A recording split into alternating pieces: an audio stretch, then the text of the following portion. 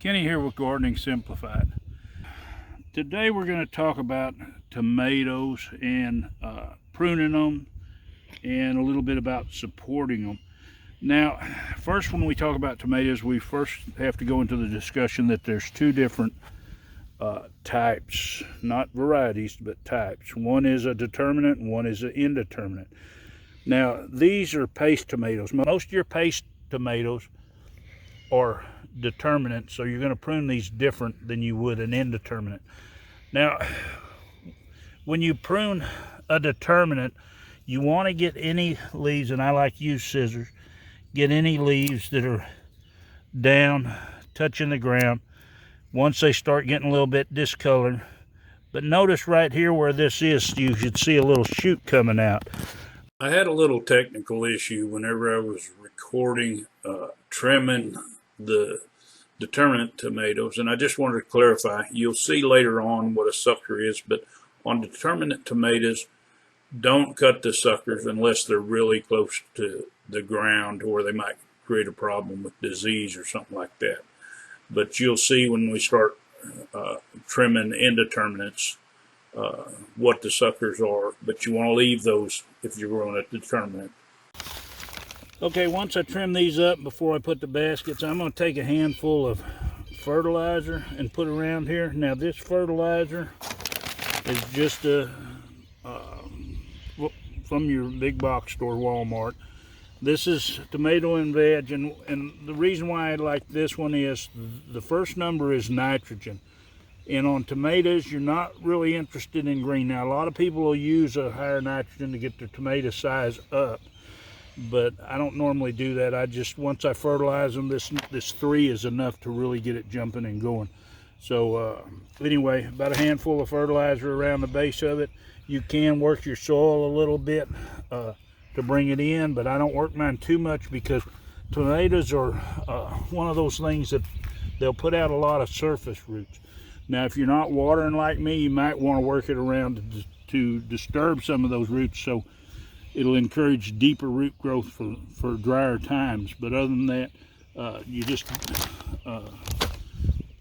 work it around the top. Now, what I use for cages here, this is concrete reinforcement. I just buy a roll of it. These have been around a long time. What I do on one end is I just cut the bar off so I have them legs. Now these are getting pretty wore for over the years, but they still go in. Now what I'm going to do is I'm going to bring this down on here, and I'm going to make sure I get these leaves in here, and I'll kind of center my basket, and I'm going to push it down into the ground just a little bit.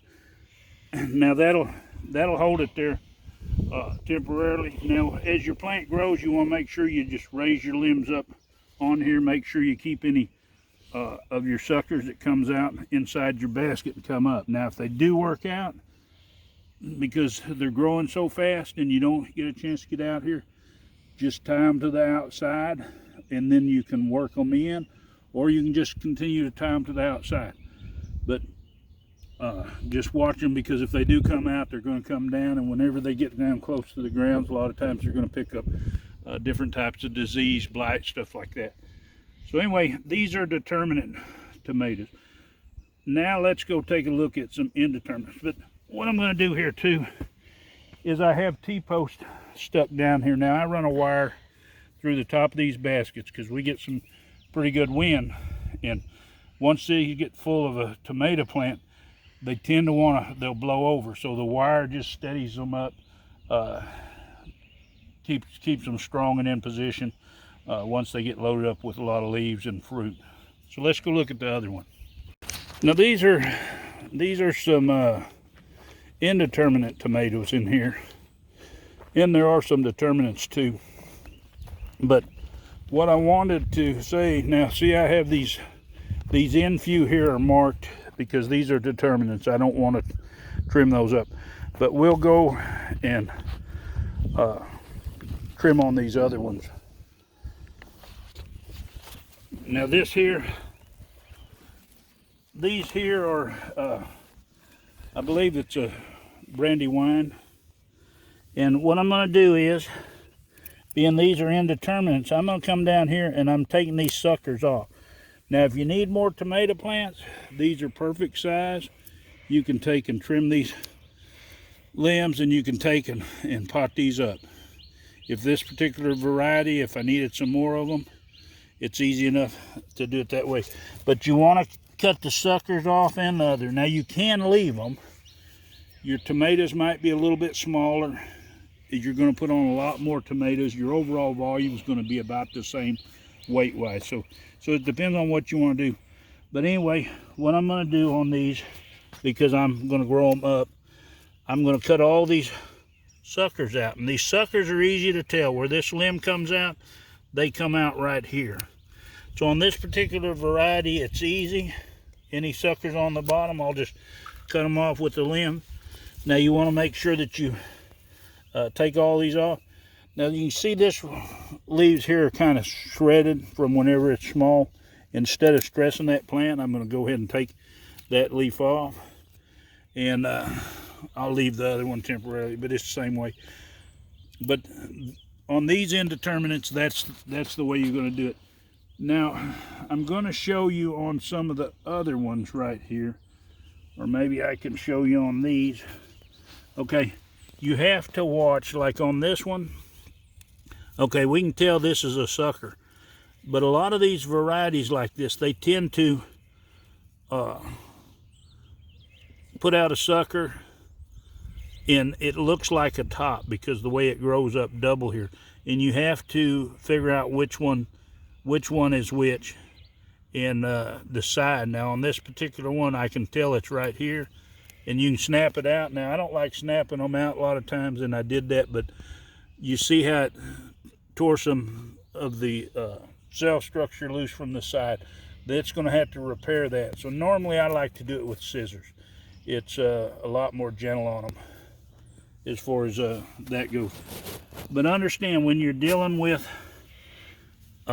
indeterminate tomatoes, now you can do them the other way, but the best way, now I did it again. Better get my scissors out. The best way to do them is grow them up into 1 or 2 stems. Take all the rest of the suckers, trim them out, trim any leaf that is low, any sucker that's down there, and I'll let that one grow a little bit. But you're going to have to come out here and do this fairly regular. Now these tomato plants right here, I'm not going to support just yet. I've got to get over here and get this done. Now these will be supported on a string overhead, so that are either supported on, say, a stake with bamboo or something like that. It just depends on how quick I get my overhead thing fixed up. But understand, on these tomatoes, that's the way you prune them. It's really easy. There's no complicated procedure. Just watch and don't snap out the top, because sometimes it gets complicated when these suckers start coming out and they start running up parallel to the side. As far as Cherokee purples, they're really bad about doing that to where it's hard to tell where the main crop is. Now on this one, the sucker is actually growing faster than the top. So, and if you have a sucker that gets away from you and you don't want it, just pinch the top out of that sucker. That'll stop it from growing, and then you can, it won't continue anymore. But I hope that helps. If you want to see more of my videos, of course, subscribe. Hit that bell button so you'll be notified.